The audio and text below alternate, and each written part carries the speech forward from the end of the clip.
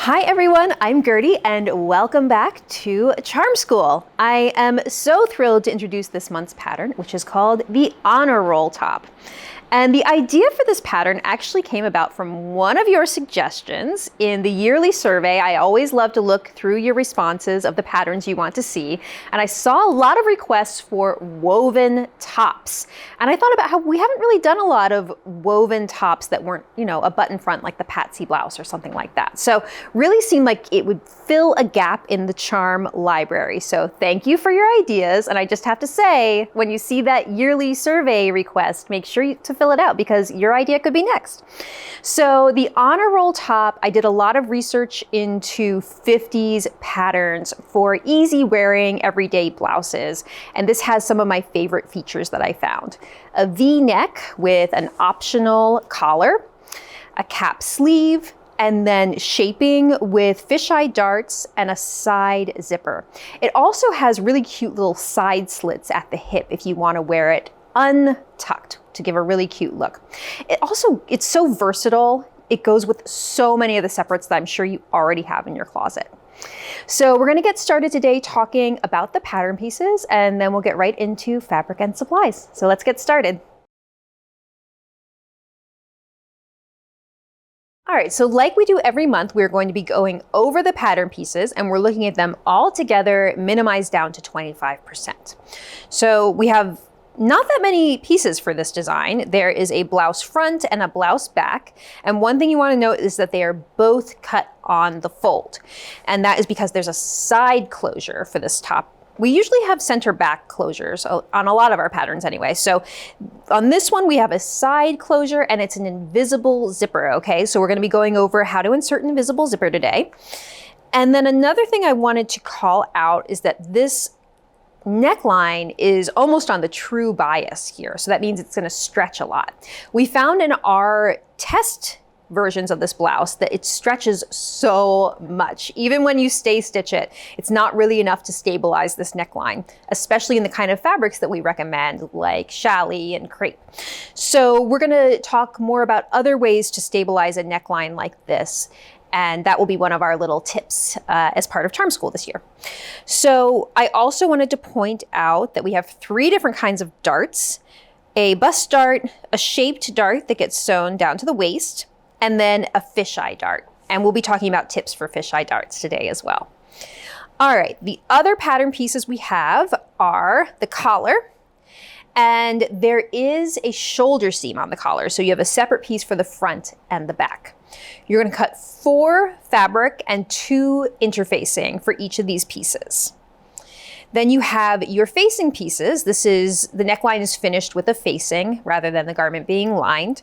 So for these, you're gonna cut on the fold and you're gonna cut 1 fabric and 1 interfacing on the fold. And then finally, let's talk about this sleeve. This is a really interesting shape. It's such a cute sleeve though. It's one of my favorites that we've done recently. It's a cap sleeve and it's self-lined. So this line in the middle right here is the fold line. And what we're gonna do is it's gonna get pressed like this, and then you're gonna sew that short inner seam, that underarm seam, and then those edges get basted together before it gets sewn into the blouse. Okay, so those are all of your pieces, pretty straightforward for the most part. And next we're gonna be talking about fabric and supplies. Okay, so next we're gonna talk fabric and supplies. So fabric. This is a top we recommend light to medium fabrics with some drape, okay? Like the top that I'm wearing right now, this is made in a rayon challis, has a lot of drape to it. By the way, you're gonna see Andrea sewing this very top on video today. And so if you want a similar look, a sort of blousey look, something like a rayon challis is a great choice. I'm gonna talk about some of the other choices you might go with here. So in terms of things with more drape, rayon challis, here's another one, is such a great choice for this. As you can see, it has a ton of drape to it. It's very light. It feels very comfortable in the summer months, and you can get it in so many pretty colors and prints, and it tends to be pretty economical as well. Now, if you'd like something a little more upscale, this is a silk crepe de chine. Has a similar drape to challis, and that would also be a really lovely choice. Now, if you're thinking cotton because you want it to be more machine washable, easy wear, etc., then cotton lawn is a great choice. This is a Liberty of London, and this has a little bit of drape to it, just a little more crispness than these other two choices. And this would be a really nice choice. Now, I've also gotten out a cotton poplin to show you because you could easily choose something like this if you want a crisp look for this blouse. Keep in mind, it's not going to drape as nicely and it's not going to give this sort of blousiness at the waist. It'll just be a little more structured. So depending on the look you want, you can tailor your fabric for that look. But those are just a few options. As always, we have our entire list of recommended fabrics in the instructions. Now, as I said earlier, you're going to need an invisible zipper for this project. So the length you'll need is 10 inches.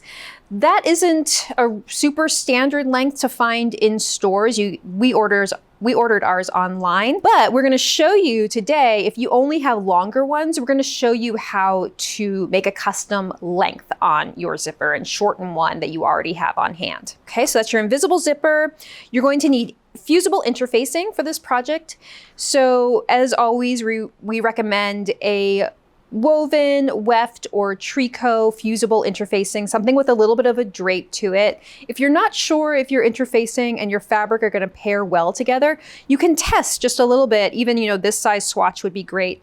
Fuse them together and then see how it affects the drape. You want it to just stiffen it slightly, but not make it feel really papery or like cardboard. Okay, you are also going to need machine needles. Microtex is a great choice. And for these types of fabrics, I would recommend like a 70-10. You are also going to need all-purpose polyester thread to match your fabric. And then let's talk about these two stay tape options. If you've watched any of our videos before, sewn our patterns before, you know that we very, very often recommend this 1¼ inch wide fusible stay tape to stabilize your zipper openings. So you will need that today for your invisible zipper opening. As always, I'm going to tell you, if you don't want to buy this on a roll, you can just cut strips from your fusible yardage. Okay, but I'm also showing you another width of this fusible stay tape. This is 1/2 inch wide, and we use this to stabilize the neckline.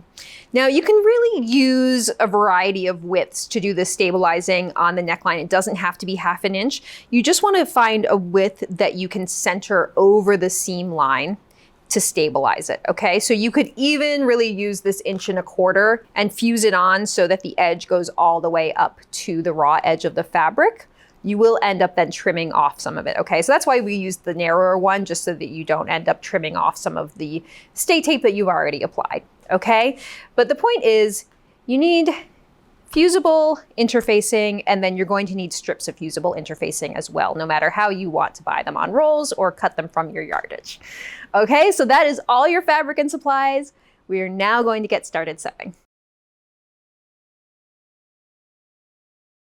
Okay, so as we talked about in the pattern pieces chapter, one of the first steps you're going to do is treating the neckline so that it will not stretch.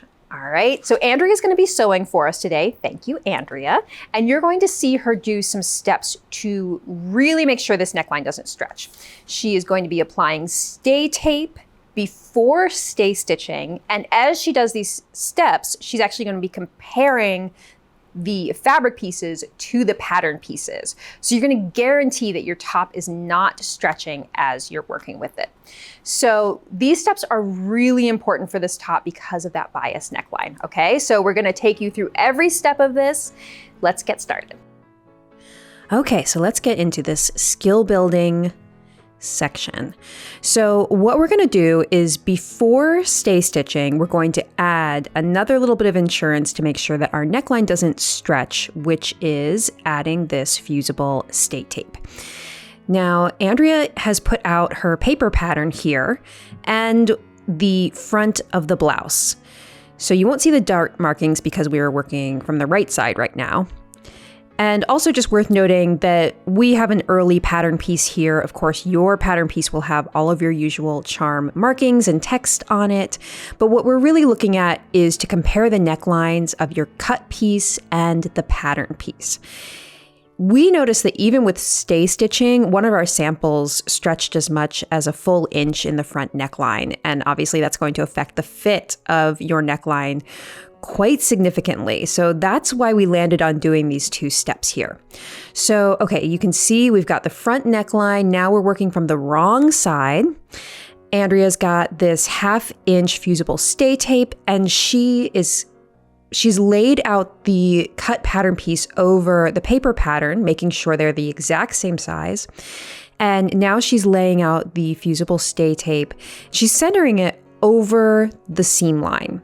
Now we're using 1/2 inch. Yours could be a little bit wider, or even a little narrower. The important thing is that you're centering it over the seam line. So given that hers is 1/2 inch, she's just making sure that she's positioning about 1/4 inch away from the cut edge. So she knows it will be over her seam line at 5/8 of an inch. So positioning it there, and then overlapping that center front circle at your center front V point. And then you're going to cut it. And we're going to do the same thing on the opposite side, overlapping at center front. So just take your time to place this, being very careful not to stretch. And just worth noting that your strip of fusible interfacing is cut on the straight grain. You definitely don't want to cut this on the bias because then it will stretch too. So you're cutting it on the straight grain. And now we are using an iron to press that in place. And it's really important to just raise and lower your iron.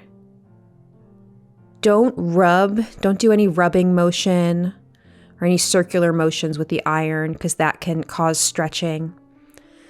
So you just want to use an up and down motion here. And you can see she's still got her paper pattern underneath there, so it might get a little damp if you're using steam, but that's okay. And just, yeah, that's the motion you don't want to do, is that circular motion demonstrated for us there. So just a real nice up and down motion with the iron.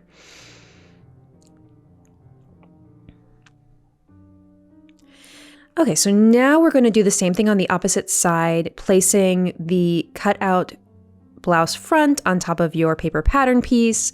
And again, you can pin this in place at center front. You can place a couple more pins too at the edges, making sure that everything is matching exactly.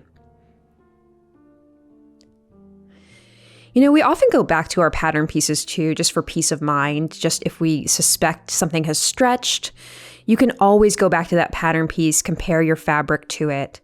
That's always a really handy tool. If you're like, I'm not sure what happened here with the fitting or whatever it may be, you think maybe your fabric stretched, it can be really helpful just to go back to those paper pieces. Okay, so again, we're applying this on the other side. You can see there's a little overlap at center front at that circle. You can just trim off if there's any excess there. And at the shoulder. And now as you continue working with this, be careful not to stretch, not to use your iron in an aggressive way. And now we're going to move on to stay stitching.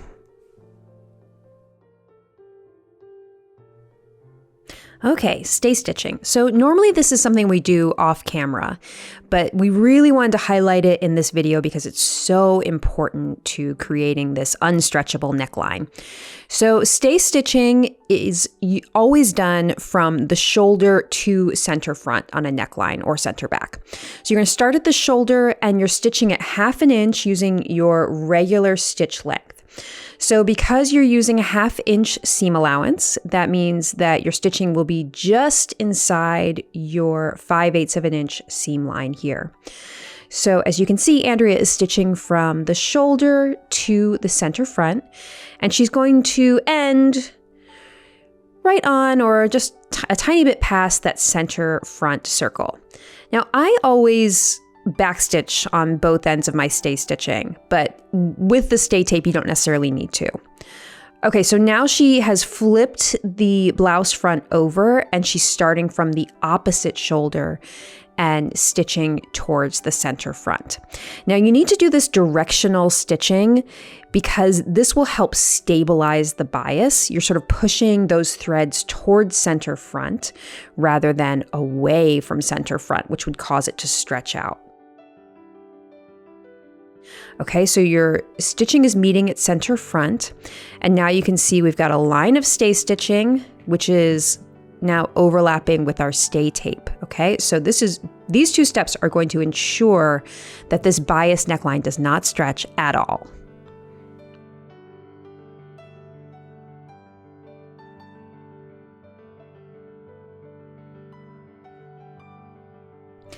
Okay, now we're going to sew our bust darts, which I know you've seen us sew many a bust dart on these videos before, but we're going to take you through these yet again. So your darts are marked on the wrong side of the fabric, and we're pinning at the point, folding the dart legs together. We always do a little snip at the raw edge at the side seam to match up on the dart leg. And now we're going to pin along the dart leg along those marked lines. So you can place a pin through on the upper side and then check the underside to make sure that your two dart legs are completely aligned on top of each other.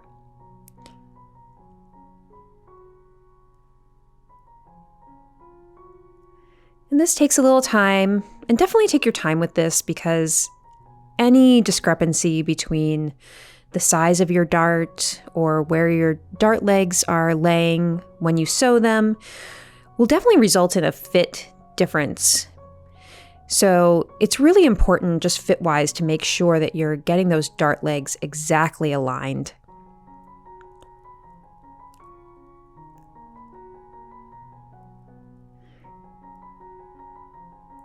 And then once you have that filled in, then you can go to your machine. And we're going to start at the end of the dart legs and back stitch.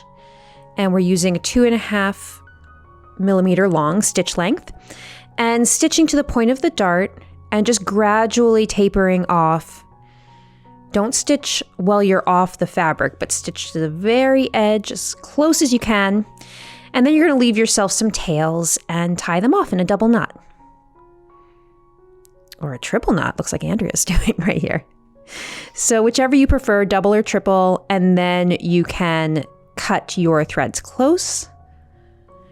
And then next we're going to press this bust darts always get pressed down, okay, towards the waistline of the garment. So we're going to use our cat ham here, and we're going to situate the blouse onto your ham. Now the tailor's ham is just going to provide a nice curved surface that mimics the curves of the bust of the body and helps you press this really smoothly so you don't have any ripples from trying to press it on a flat surface. And also so you can press the very point of the dart, the end of it here, nice and flat. You know, if you get darts that look a little pointy at the end, I would just say spend more time pressing is always the answer here. You can rearrange your blouse on the ham and just give it more steam. Press that tip nice and flat and give it a couple tries, and then hopefully you will see a dart that looks nice and smooth. And that's it for your bust darts, and we have a couple other types of darts to sew on this blouse.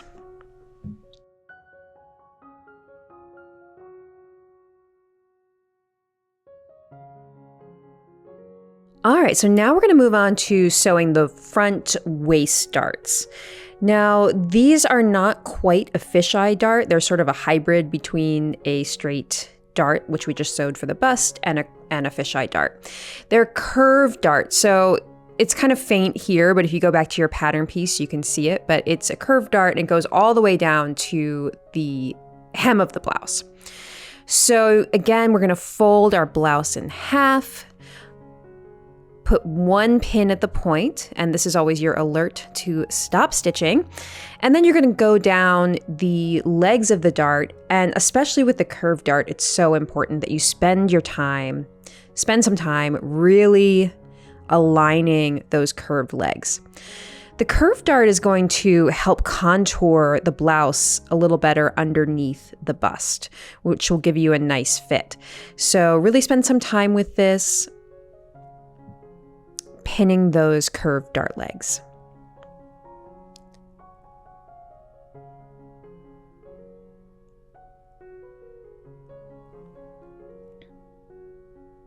Okay, and you can see how it just curves slightly in at the hem, but not like a fisheye dart would to a point.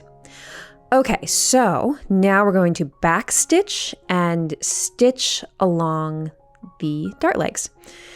And you're going to see a cautionary tale here very soon about why you don't sew over your pins. I had to laugh when I watched this back. So Andrea, she started to take it out and then she left it in. Oh no.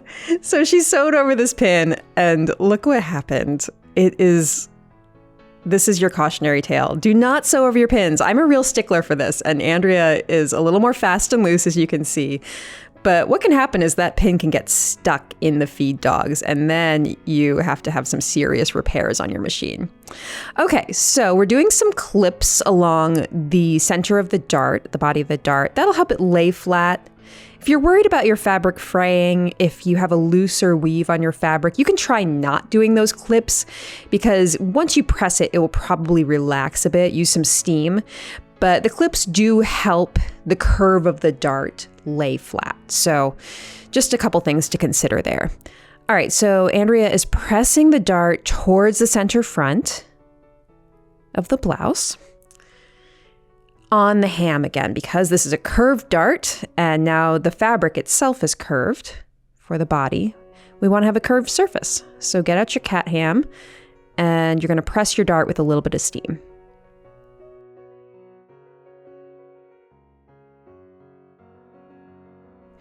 So that's one curved waist dart. You're going to do the same on the opposite side. And next we will move on to our back fisheye darts.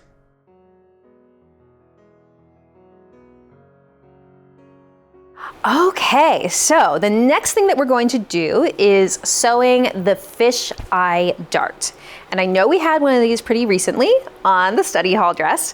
So we're gonna review it again. And one of the most important things about sewing one of these darts is that you don't wanna sew from end to end. You want to always be starting in the center and sewing out to each end. So you're gonna have to pin it very carefully, sew one side, flip it over, pin carefully, and do the other side, okay? We're gonna take you through every step, but just make sure that you're doing it in 2 stages like that.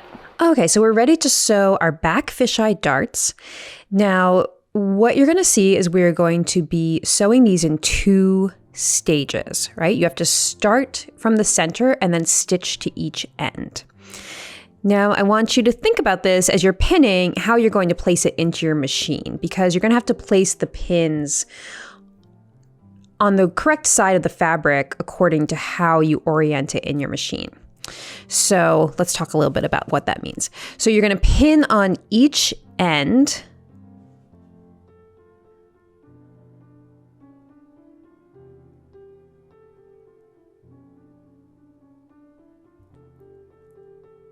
And now think about how you're going to place this in your machine. You want the bulk of the work to the left of the needle, right? So as you stitch this side, you're going to put the pins on the upper layer here.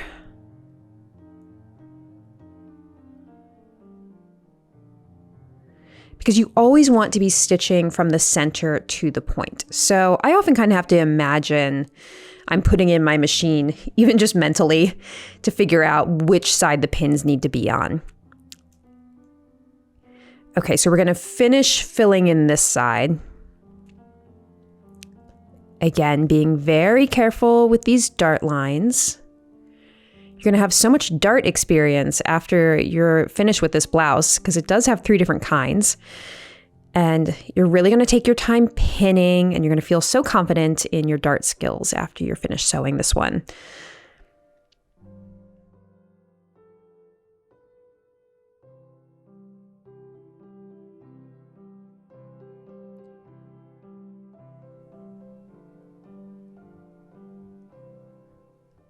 Okay, so now you can see she's flipped the blouse over because she's going to be sewing it in the opposite direction and is pinning on the opposite side. You can also do the pinning in 2 stages. If you wanted to go sew one side, then come back and pin the other, that's totally fine. It can be a little weird to have pin heads on the underside of your fabric as you're stitching the first side. So just consider that. What feels most comfortable to you? Okay, so we're starting in the middle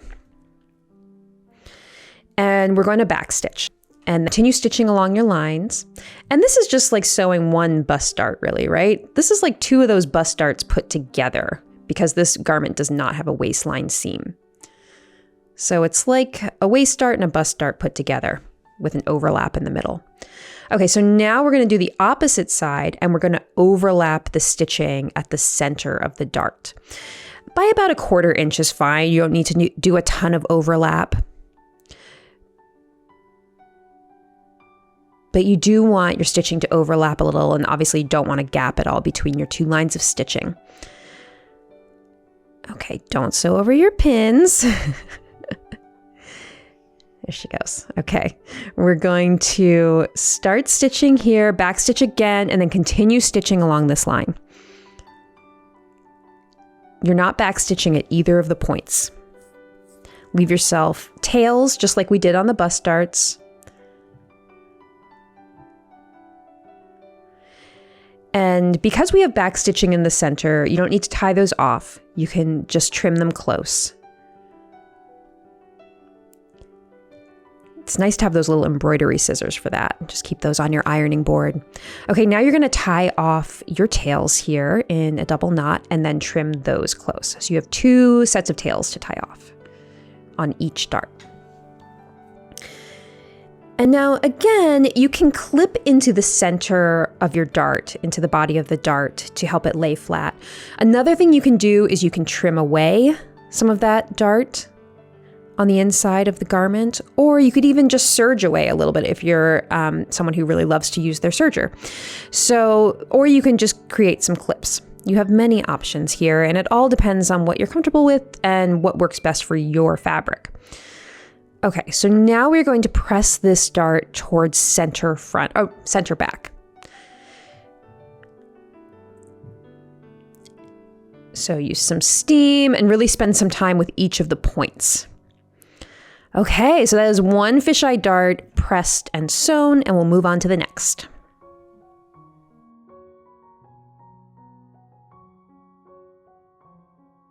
Okay, so now we're ready to sew our shoulder seam. So this is just going to be a quick, easy little chapter. You're just going to put your blouse front and your blouse back right sides together at those little shoulder seams and matching up the edges, and you're going to pin and then stitch at 5/8 of an inch.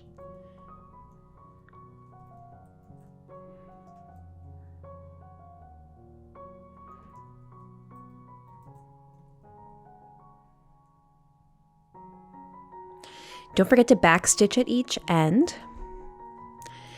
You can see we've already serged seam allowances here. So you can do that in advance if you're using serging to finish your seam allowances. Okay, so now we're going to press these seam allowances open. And next we're going to move on to the collar sections of this blouse. If you're not going to make the collar, because this does make just a really beautiful V-neck blouse without the collar, you're going to skip forward to the facing sections.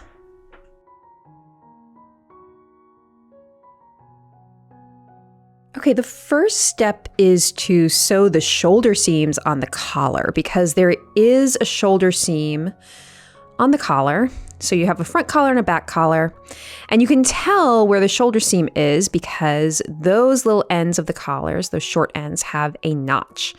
So first we're working with our 2 interface sets of collars, and you're going to pin those right sides together.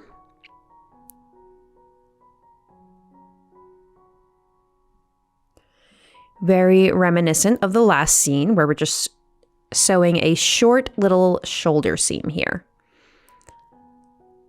So 5/8 of an inch, and you are going to backstitch at both ends.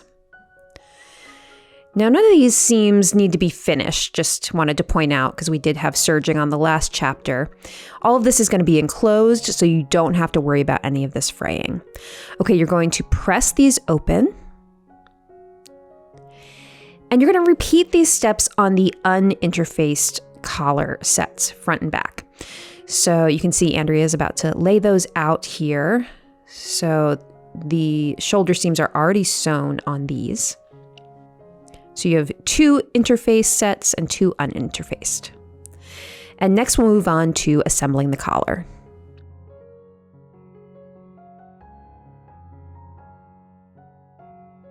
Okay, so now we're ready to sew our collar.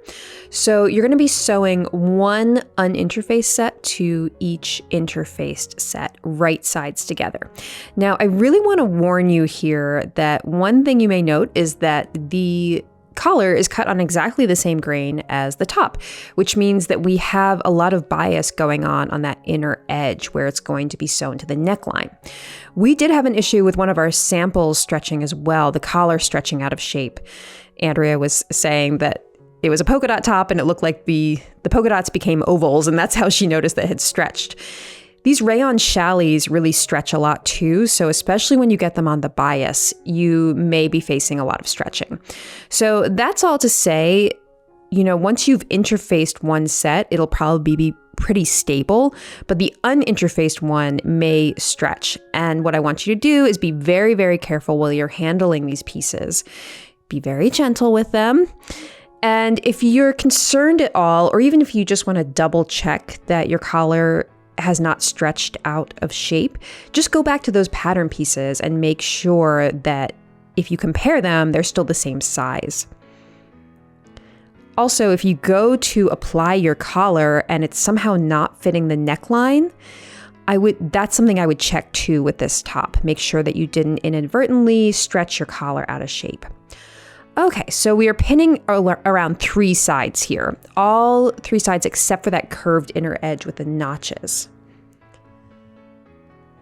And now we're going to stitch around those 3 edges, each short end, the long outer curved side, and the other short end.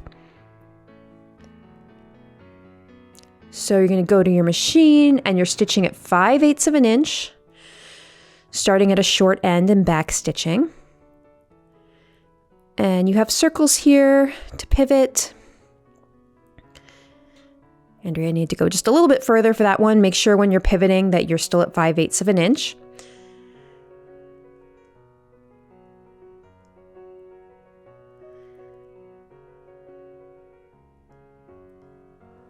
And it's a good idea as you're sewing to put the more stable layer on top. That's just a general rule that if you're having issues with an unstable fabric, sewing to a more stable one, you can always come back to that rule that the more stable one should be on top underneath the presser foot, and the less stable one can be against the feed dogs to help it feed through.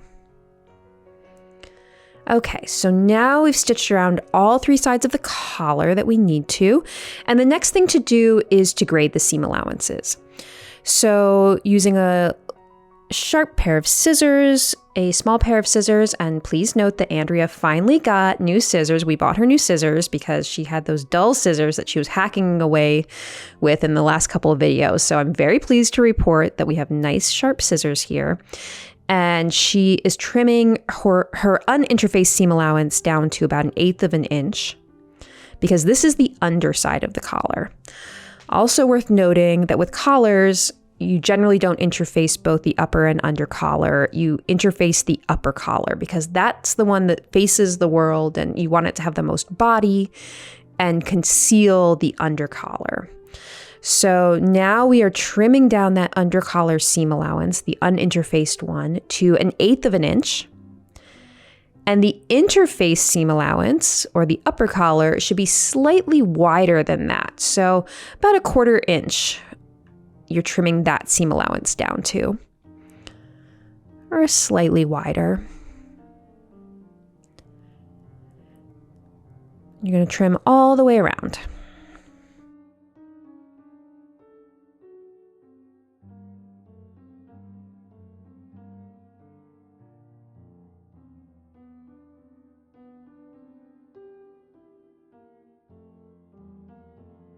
Okay, and then you're going to trim across the corners just to reduce any bulk here.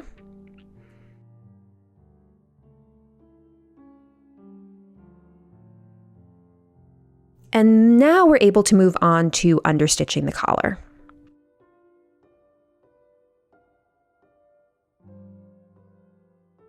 Okay, so now we're ready to understitch.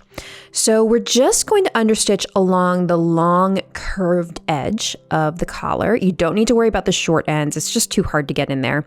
So you're going to open up, we're working on the right side, the two sides of the collar, and you're going to make sure that your seam allowances are underneath the uninterfaced side of the collar. And we're going to be stitching about 1/8 of an inch away from the seam line, and just hold the seam line open with your fingertips nice and taut. And as you go, you want to make sure that your seam allowances stay where they're supposed to be, which is pressed to the right here. So they're underneath the uninterfaced collar.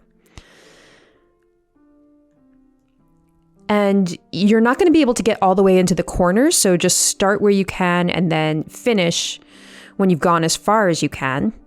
And I do want to note that if this is confusing to you, if you're a little bit new to sewing, we do have a separate understitching video on YouTube that will help you understand all the whys and hows of understitching. Okay, so that's what it looks like from the inside. It's just a second line of stitching close to the seam line. But from the right side, you're going to see that line of stitching on the under collar. Andrea's using a point presser to turn the collar right side out. And she gave a tip that I thought was really helpful, which is when you're using a sharp point like this, you want to make sure that you're using it on the interfaced side of the collar when you put it between the layers, because that one's going to be a little bit stronger. It's reinforced so that you don't accidentally use a little too much strength and poke the point turner all the way through. Okay, so now we're going to press, and as I always say, understitching is really just a tool for pressing because it's going to help you get this nice, crisp, pressed collar. So the short ends, you're just going to have to manipulate with your fingers so that the seam line is on the underside of the collar. But now we have this understitching on the long edge. You're going to use your fingers to flatten it and then push it out towards the edge of the collar. And then press it flat. You can use some steam here. I love this collar. I really feel like it's such a focal point and so pretty on this blouse. So you really want to take your time with pressing so that you get a beautifully finished collar.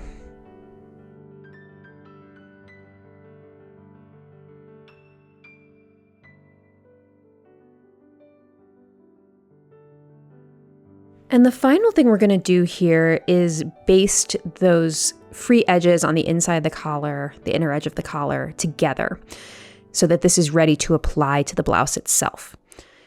So pin those raw edges together, make sure your notches are matching, and then you're going to set your machine to a longer stitch length, so 4 to 5 is good on the length.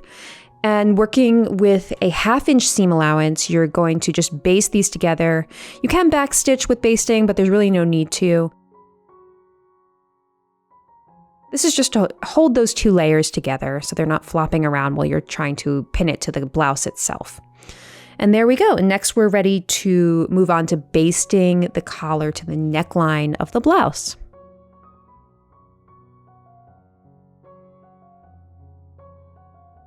Okay, so time to actually apply the collar to the neckline.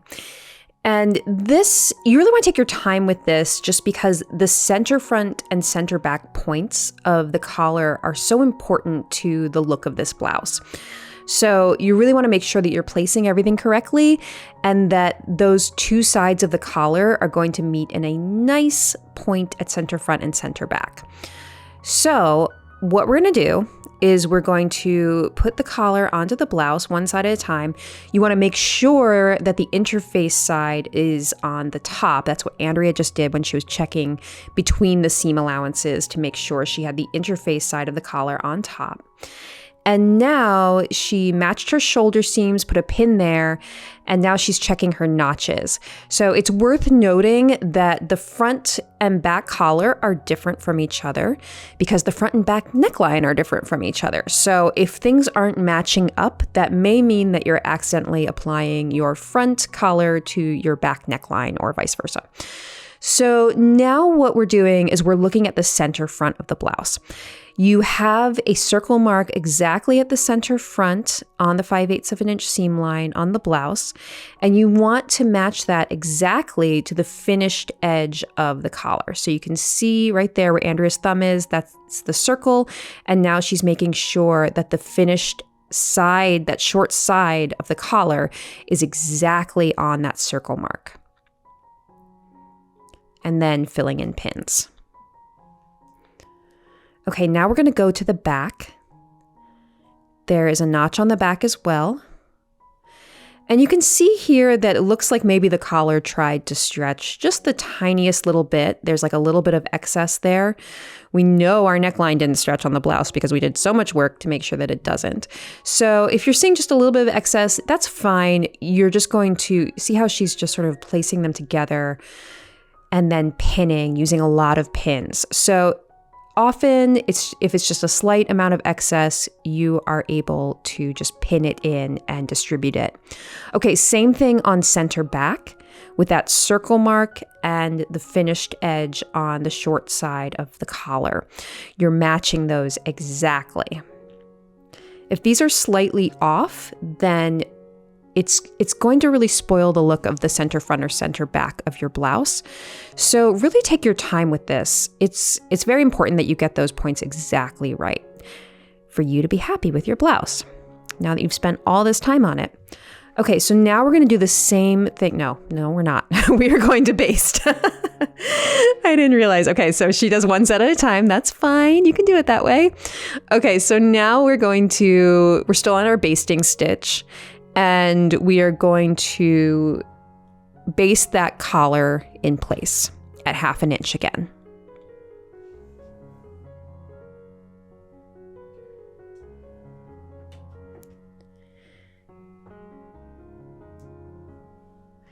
And you can see she's coming up to her shoulder seam here, and often you'll need to stop with your needle down and just make sure that those shoulder seams stay pressed open.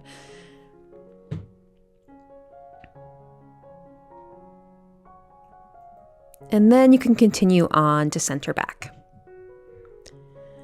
You know, it's not a bad idea to backstitch here, as Andrea does, because you really want those points to stay exactly where you place them. We talked about how important that was.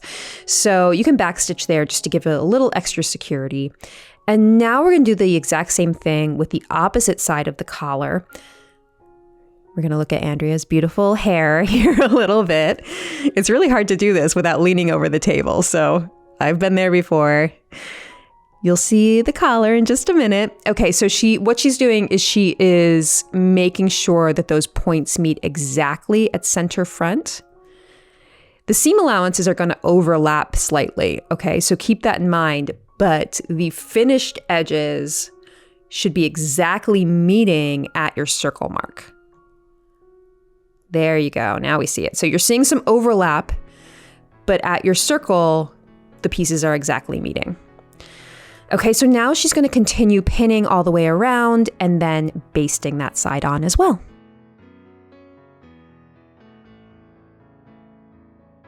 Okay, so now we're going to be assembling the neckline facing. We've got a front facing and a back facing. They're both interfaced. And we've also done a line of stay stitching on both of these, just like we did on the blouse front and back, to really make sure that we're not stretching things. Again, just because of this bias cut we have on the neckline and because of these very slinky fabrics, we were noticing a lot of stretching. So just a little extra insurance. You also want to mark in your center front and center back circle, and it's a good idea to mark in your stitching lines on the wrong side of the facings as well, just because when you go to stitch here, you can see it gets deeper at center front and center back than 5/8 of an inch, so it can be helpful to have some lines to follow. Okay, so now we're ready to put these two pieces together at the shoulders and sew those short little edges here. And you may notice that it says B for back on one of these. That was something that we did in the studio to help us tell them apart. They're very similar, but the back does have a slightly deeper V, if you're wondering which is which and you didn't label them.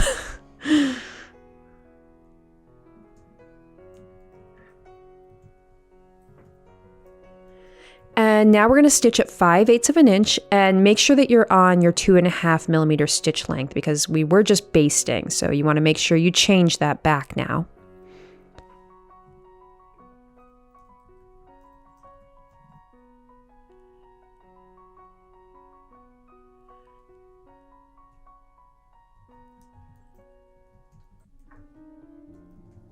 And now we're going to press these open.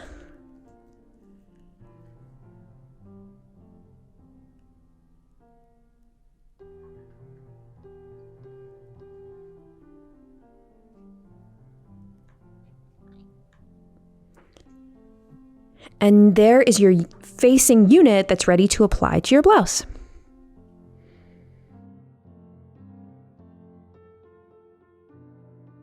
Okay, now that we have an assembled facing unit, we're ready to apply it to the blouse. So if you have a collar, your collar will be sandwiched between the blouse and the facing. If not, you're just applying the facing to the blouse itself. Now you want to make sure that you've matched the front of the facing to the front of the blouse and the back to the back. So you can start by matching your notches and shoulder seams.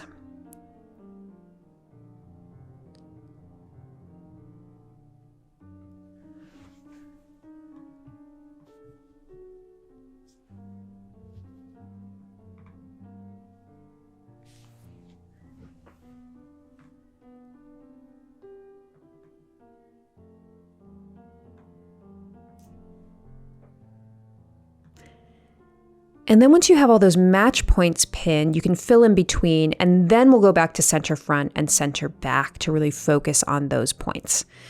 Because as I'm sure you've picked up on by now, those are the most important points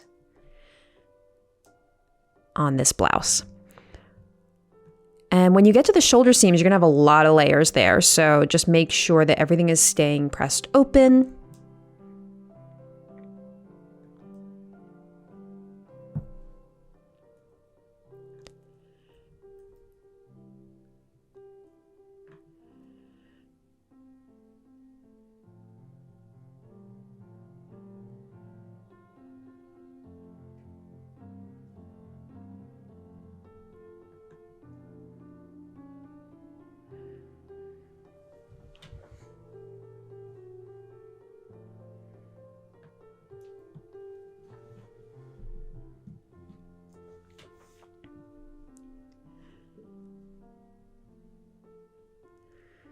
Okay, so now let's go look at our center front and center back points. We have our center front circle marked in here. You're gonna, with a pin, make sure that your circles are aligned on the blouse and on the facing, and that also it's aligning with where the two collar points meet at center front. And once you're satisfied with that, then you can fill in pins around that point.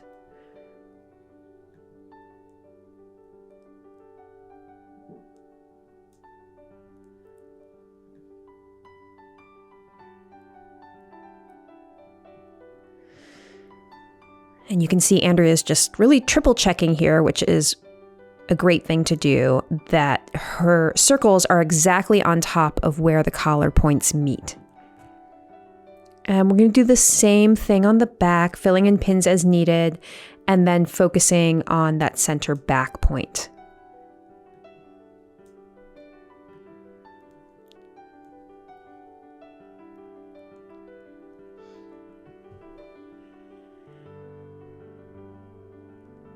Okay, and what we're going to do now is we're going to start stitching at one of the shoulder seams. You don't want to start at one of those points because it's easier to get a clean pivot point when you're not starting there.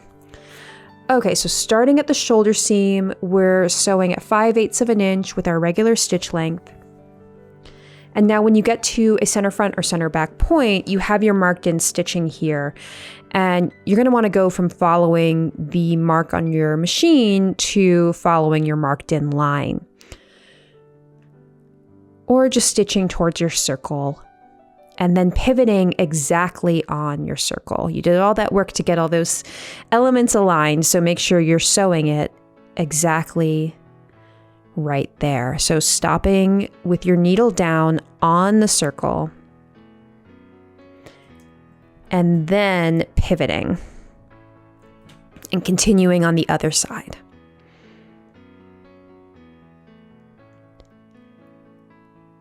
And again, with your shoulder seams, you just want to make sure everything stays pressed open. And now we're continuing to the other V point. And it's the same thing, just really taking your time, pivoting exactly on your marked circle.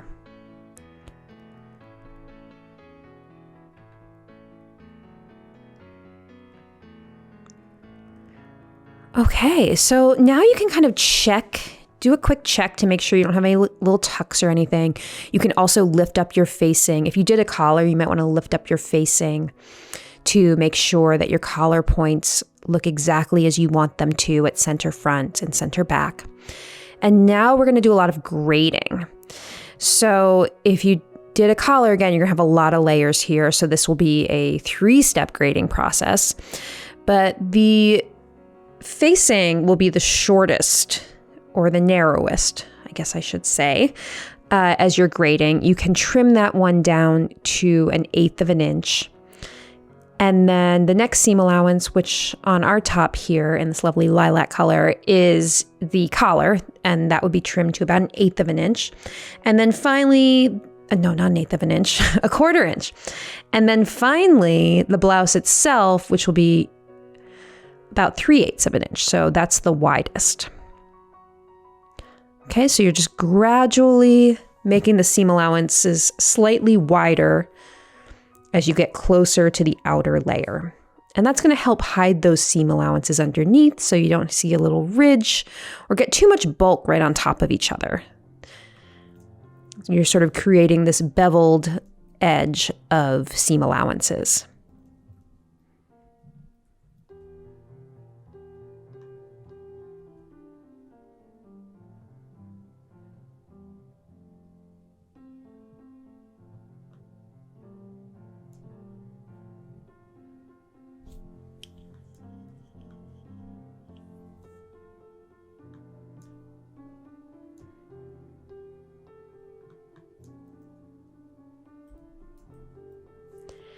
Okay, now we're gonna do some little clips. So there is just the slightest curve to this collar on the V. It's not a super straight line. So you're gonna wanna do some clips around the slight curve there.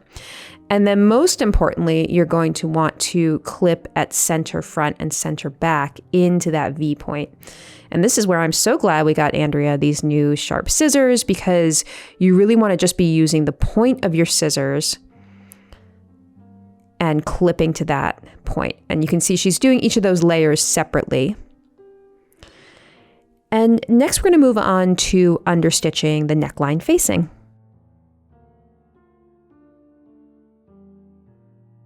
All right, now we're going to understitch our neckline facing. And remember how we just told you not to start at center front or center back. We're going to do the complete opposite of that on the understitching. And you want to start at your center front or center back point, but don't start exactly at the point. It's kind of impossible to stitch right to the point. So you can start just a little bit shy beyond the point. And we're going to understitch, making sure our facings are underneath, making sure our seam allowances are underneath our facing, excuse me. And we are understitching about 1/8 of an inch away from the seam line. And you can see how Andrea's just holding those two sides that she's working with taut away from each other. And now she broke her stitching so that we can start on the other side of the center front or center back point.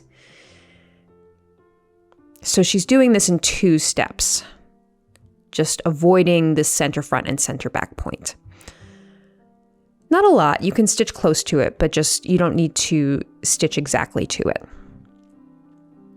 Okay, now we're going to press.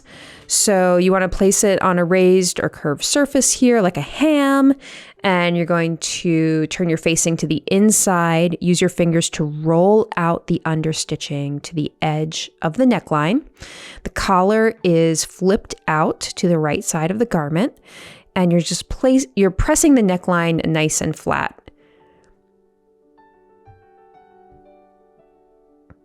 And you can see there are a lot of different layers to arrange here. So just take your time with this. It's a multi-step process. And there you go. You have your beautifully pressed neckline. And now we're going to move on to sewing our right side seam.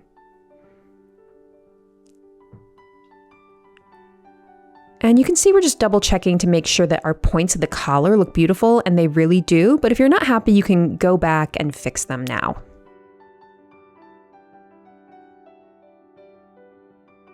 Okay, so now we're just going to sew the right side seam of the blouse. We're going to leave the left side open for now because we're going to insert the invisible zipper first without any part of the side seam sewn.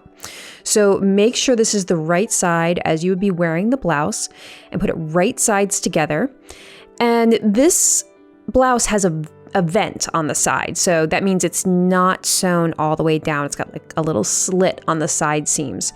So there's a circle mark for you that notes where the vent begins. So that's where you're going to stop stitching.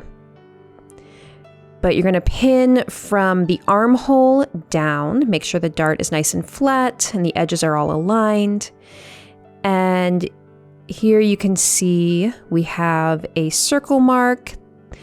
And anytime you have somewhere you need to stop stitching that it may not be intuitive, normally you would just sew this side seam and not even think about it from start to finish, you can put a little X there with your pins so that it kind of reminds yourself that you're doing something different this time.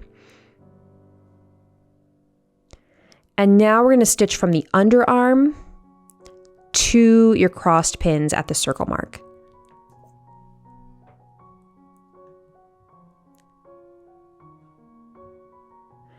And backstitch at your circle mark.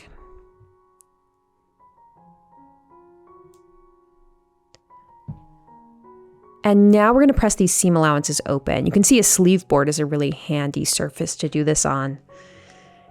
And it keeps you from pressing wrinkles into the rest of your blouse if you're doing it flat. So you're going to press all the way down. So even in the vent opening, if you need to measure, that's totally fine. Grab a little seam gauge or something, and then those seam allowances get pressed in 5/8 of an inch. So now your right seam is completely sewn, your vent is pressed in, and next we're going to move on to invisible zippers. So you can see how beautiful the blouse is looking. There's our vent. We are almost there. Invisible zipper, sleeves, and then some finishing work, and you will have a beautiful new blouse.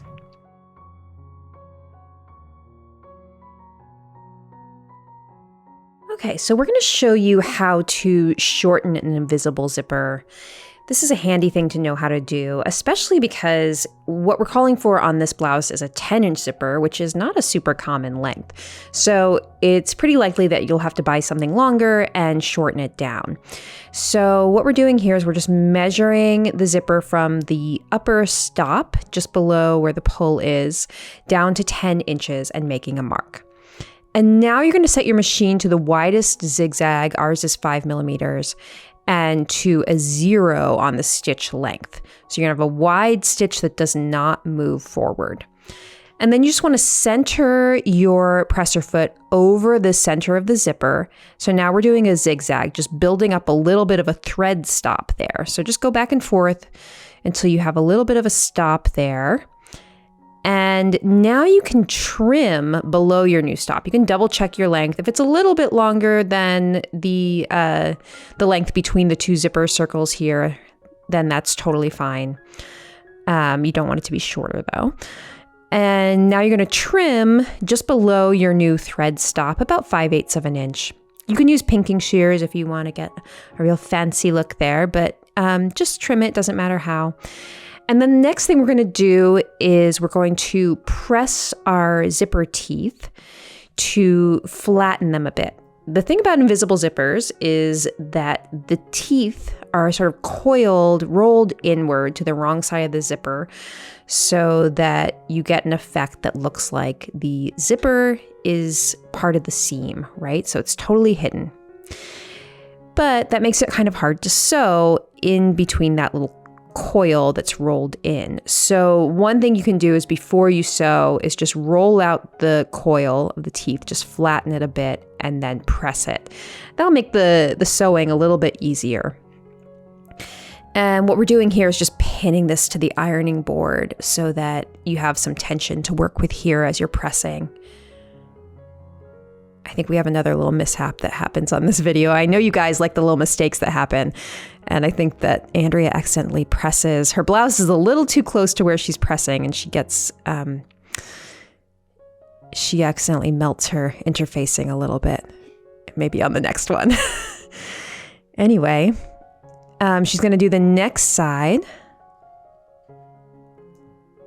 Just pressing those teeth a little bit flat so it's not wound quite so tightly in that coil. There we go. I see that melting interfacing now, or the edge of the blouse. I think she caught it in time, so we're good. So that's all you need to do to prep your zipper is just cut it to the correct length and then press those teeth a little flat so it makes the zipper easier to insert. And next we'll move on to actually inserting the zipper into the blouse.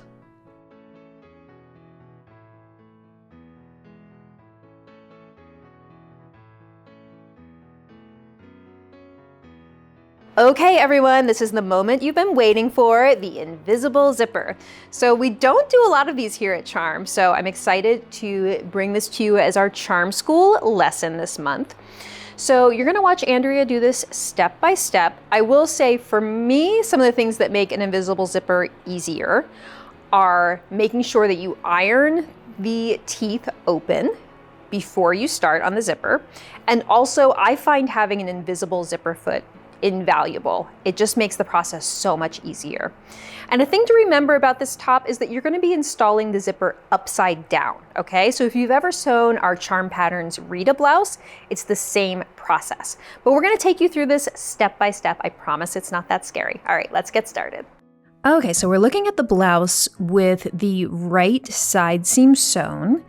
And of course, the left side seam where we're going to be putting the zipper is completely open still, but you do have that reinforcement stay tape, 1¼ inch wide between the two circles. So the first thing we're going to do is we're going to press in our seam allowances 5/8 of an inch, the entire way from underarm to hem.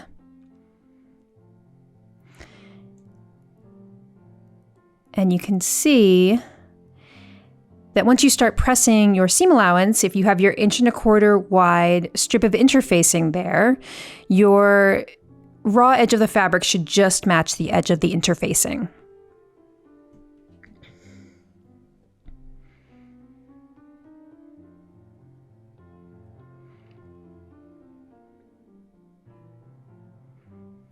And this is just to prep us and help us place the zipper in the next step.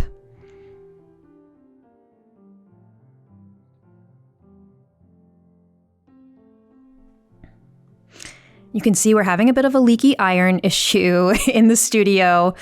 I'm very sentimental about this iron because I've had it forever, and you may have seen it on many, many videos for Charm, but it's kind of singing its swan song right now.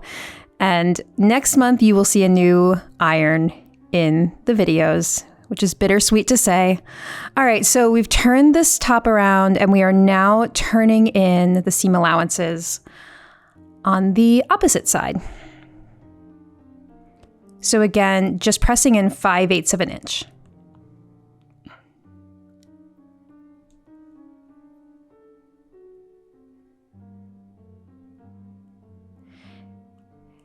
And what you're going to do with an invisible zipper is place one side and stitch it and then repeat for the other side. So for now, we'll just be focusing on placing the zipper on the back bodice.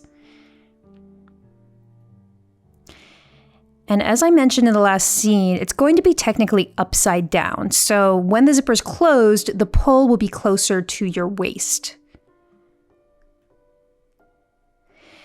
Now you can see that Andrea is starting to place this. Oops, she's going to turn it around to make it a little bit easier here. So you're folding out the seam allowance that you just pressed, and then you're placing the zipper with the zipper tape face down onto that seam allowance. So you kind of have to turn it upside down, and it feels a little counterintuitive. But when you turn it as it's going to be worn, then it will make sense. So you can see with it face down, both sides of the zipper tape are on the back of the blouse right now, but Andrea is just pinning one side. So you're placing the zipper teeth so that they are right on that crease that you made, maybe a little bit past. That's your placement line, is the crease. And the bottom zipper stop should be in line with your lower circle, and that's where the vent starts at the hem. So you'll have that little slit opening on both sides of the blouse.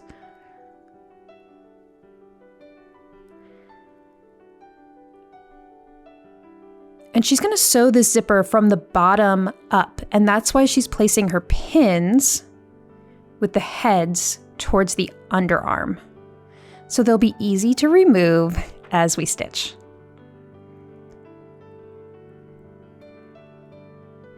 And it's okay if the pull is a little bit past your upper circle. In fact, that's what you want, because you're not going to be able to stitch all the way to that pull.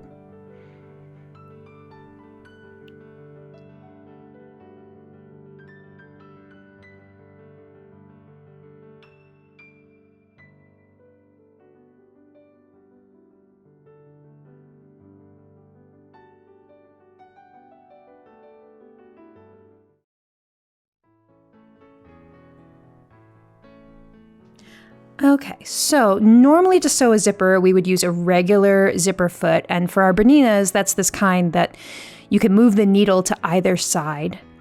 But you really want an invisible zipper foot. And the Bernina kind has a sort of channel. It has two channels down the underside of the foot, which allows the teeth to go inside that channel. And it helps hold that coiled teeth open as you're stitching.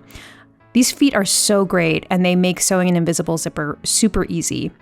So the center of the foot will be aligned with the sort of ditch on the underside of the zipper. So you're going to start stitching right at the lower stop, back stitch, and then continue all the way up. And this presser foot will help you align your stitching.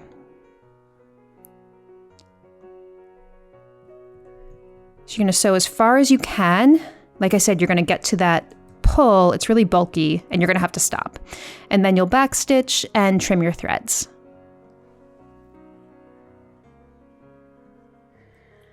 Okay, so there's one side stitched, and now we're going to place and stitch the other side.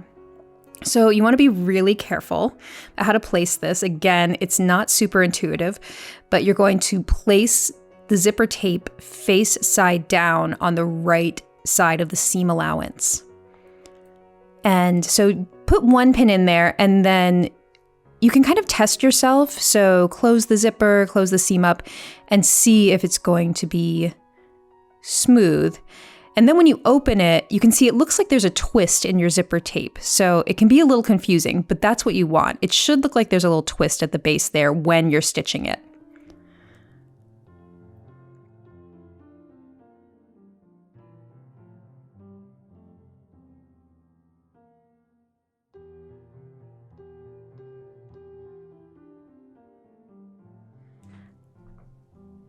So same thing as the other side, you're just going to align the teeth with the crease and pin, and your pins will be going in the same direction because again, we're going to be stitching from the hem up to the underarm.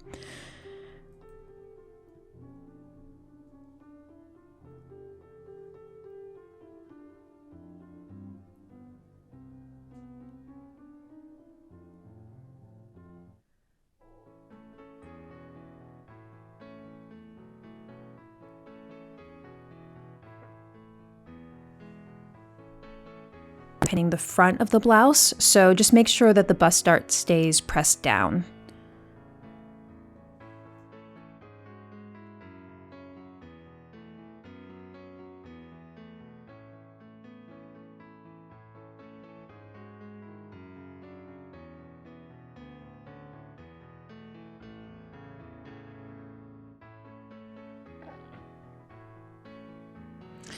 And now, again, you can test yourself. Now that it's pinned, you're going to want to close your zipper just to make sure that everything looks good.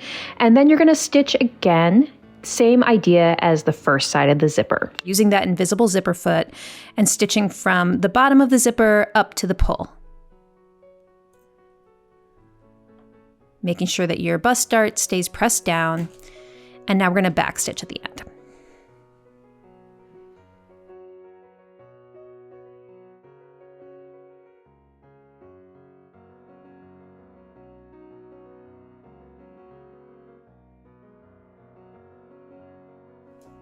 And there we go. So the top of your seam is still unsewn. We're going to do that in the next chapter, but just check your work here. Look how lovely that looks. The zipper is completely concealed by the seam. And now in the next chapter, we will finish off the seam.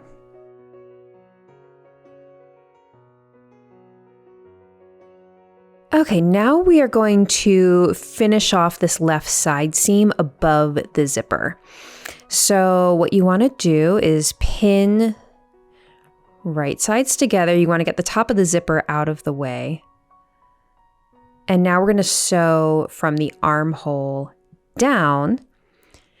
And the trick here to avoiding having a pucker at the top of your invisible zipper is, or the bottom of your invisible zipper if you were inserting it right side up like in a dress, is that you don't want your lines of stitching to meet here. So we don't want to stitch exactly to that line of stitching. We want to leave a little bit of a gap, like 1/8 of an inch between the two lines of stitching. So we'll show you what we mean here.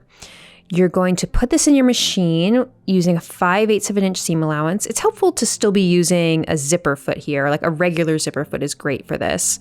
Stitching at 5/8 of an inch. Now, as you get close to your zipper stitching, which you can see here, you want to go just slightly to the left of it, okay? So instead, resist the urge to join your stitching here. Go just to the left of that stitching, leaving a gap of about 1/8 of an inch and go slightly past. So there would be overlap, but there's a gap between the two lines of stitching and back stitch. And then you can press this seam open.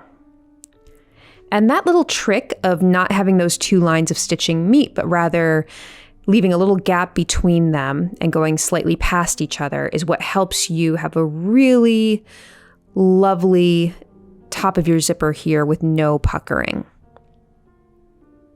And there you go, your invisible zipper. You can give it a final press from the right side.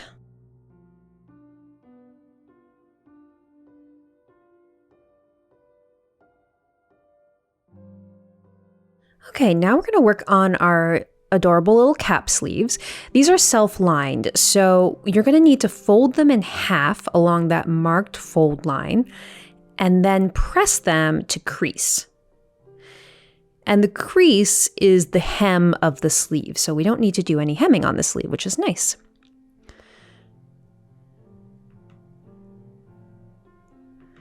Okay, now that you've got your crease, you're going to open the sleeve out again, and we're going to sew these short little underarm seams.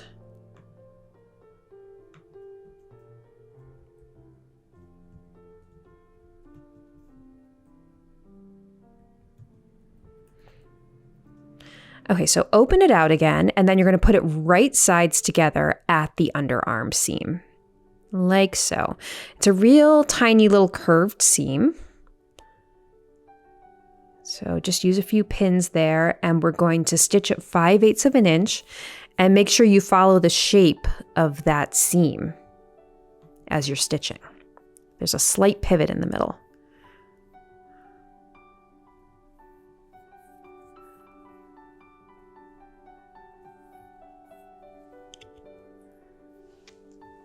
Andrea's sewing over her pins yet again.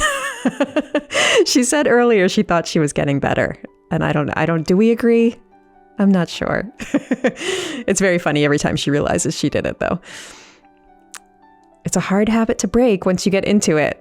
Okay, so now she's gonna do a couple clips down here.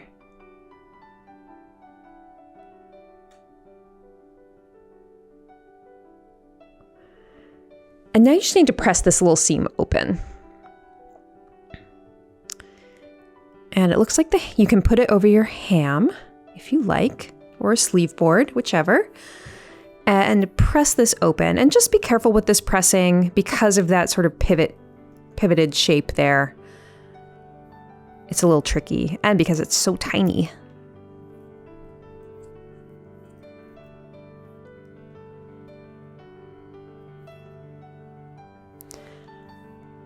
Okay, so now that that is sewn, you're going to turn the sleeve back in on itself, the way you creased it earlier. And now we're going to baste these two layers together. So you'll want to match your notches and just pin all the way around.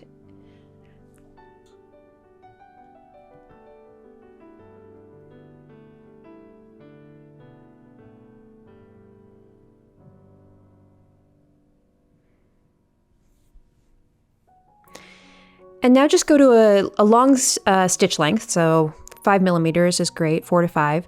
And now we're basting these together using a 1/2 inch seam allowance. And this will just hold the lining together with the outer sleeve so you can set them in as one, which is what we're going to do in the next steps.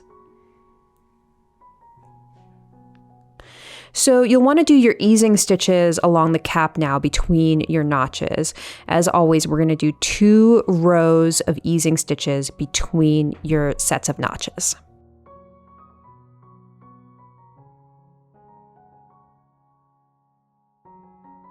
Okay, now we're ready to set our sleeves in. So you have 2 rows of basting stitches, long basting stitches between the sets of notches, 1 at 1/4 inch and 1 around 1/2 inch.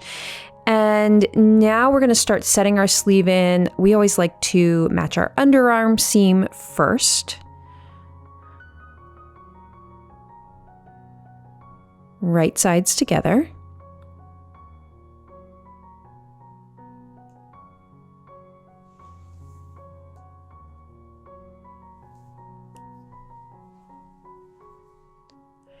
And then you're going to match your notches from your blouse to your sleeve. And then between the notches, you're going to want to pull up those easing stitches to get the sleeve cap to match the blouse. And remember that you have a single notch at the top of the sleeve where it matches the shoulder seam on the blouse.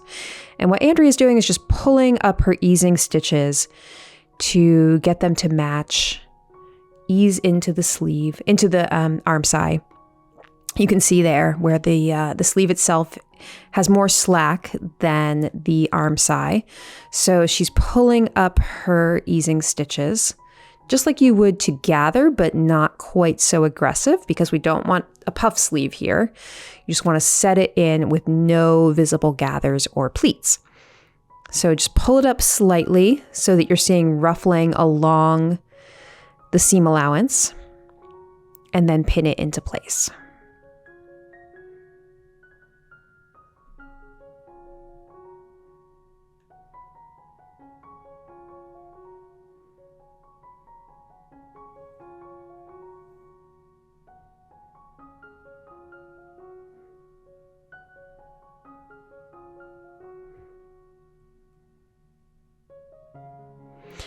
And now we're going to sew starting at the underarm, 5/8 of an inch. Make sure that you are using your 2.5 millimeter stitch length, not your basting stitch, or easing stitch. And stitch all the way around the arm side.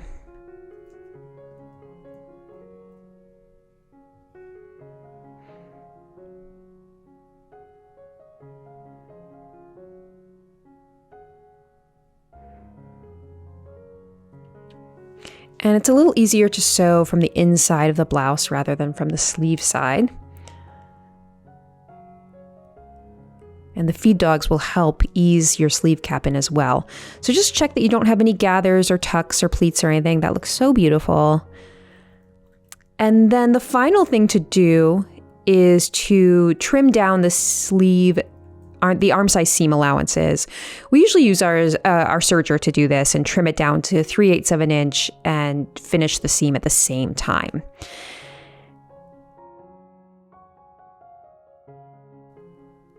And then finally, we're going to hem the blouse, and that's the last thing left.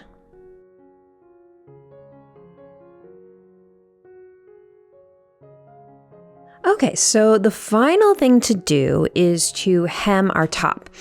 And normally we would just tell you to press this hem in 5/8 of an inch and stitch at 1/2 inch all the way around. But with this one, you have the vents. So the process is just a little bit different, but not much.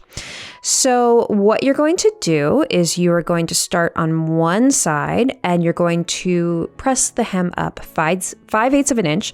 So you can use a seam gauge or a ruler or one of those little ironable rulers that people seem to like. Those can be handy. So you can turn up your hem here 5/8 of an inch and press one side, the front or the back first. Now this is a pretty curved hem, so you'll see you may need to take like a little tuck around the curves as you're stitching, just on the hem side. It's not going to show on the right side. We'll talk a little bit more about that as we're sewing. So now you want to pin everything in place. The vents are pressed in and now the hem is pressed on top of the vents. Now also pin up the vents. You're going to start stitching on one zipper side. And then we're going to have to do a sort of pivot at the vent and then finish there as well on the other side. And now we're going to press the other side up. So looks like Andrea is now working on the front of the top. The exact same thing she just did on the back, pressing up 5/8 of an inch. And then pinning the hem in place.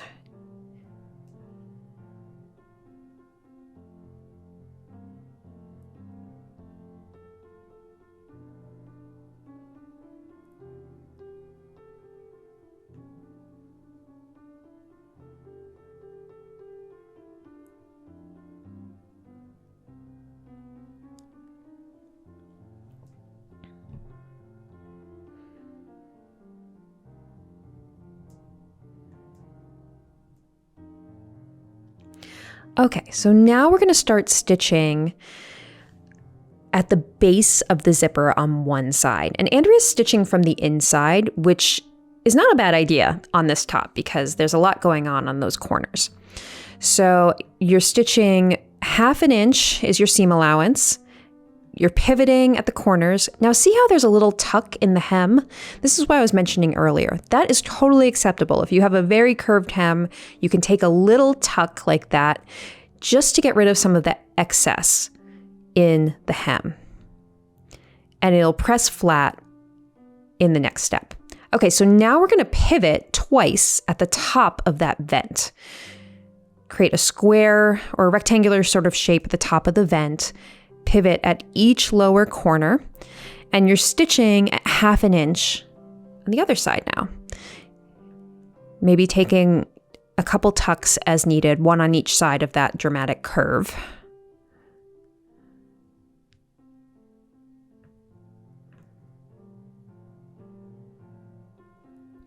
And then a final pivot here, and then finishing, making sure that you're not stitching over the zipper, letting the zipper be free there. And now we're going to press our hem. If there are any little ripples, which you can see there are some ripples in our hem, that's totally fine, that happens.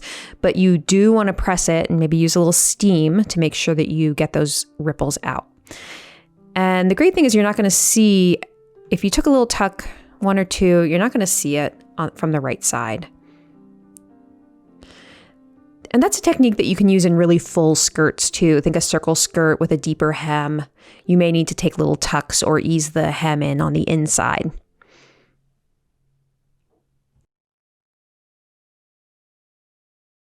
Okay, so just continue to press, and then that is our final step. You have a totally finished honor roll top.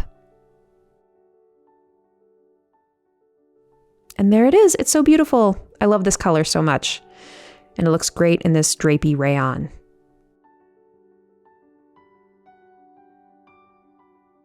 Okay, that is it. Your completed honor roll top. Thank you so much for watching. It's been so fun bringing you this pattern. I really love it so much, and I hope you do too. It's one that I want in just every pattern and solid to have in my wardrobe this summer. So don't forget to tag me when you upload your makes to Instagram. I'm at Goodbyyyye18, and you can use the hashtag honor roll top and charm patterns. So thank you all so much for being patrons, and I will see you next time. Goodbye.